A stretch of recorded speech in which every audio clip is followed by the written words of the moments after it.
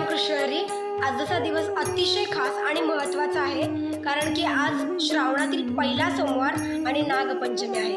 चला जाणून घेऊयात या दोन्ही दिवसांचं नेमकं धार्मिक महत्त्व काय आहे.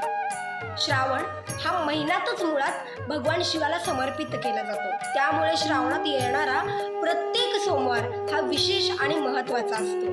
या महिन्यामध्ये शंकराचे भक्त त्यांची पूजा करतात. शिवलिंगावरती जल आणि बेलपत्र अर्पण करतात. अनेक जण उपवासही करतात, तर अनेक जण ओम नमः शिवाय या पंचाक्षरी मंत्राचा जपही करतात. तसेच आज नागपंचमी देखील आहे. आपल्या हिंदू धर्मामध्ये नागदेवतांना विशेष स्थान दिलं गेलं आहे आणि नागपंचमी ही श्रावण शुद्ध पंचमीला साजरी केली जाते. या दिवशी नागदेवतांची पूजा करून त्यांच्या प्रती कृतज्ञता व्यक्त केली जाते. नागपंचमी आपल्याला एक संदेश देते, ती म्हणजे असा की निसर्गातील प्रत्येक जीवाचा आदर आणि संरक्षण करायला हवं.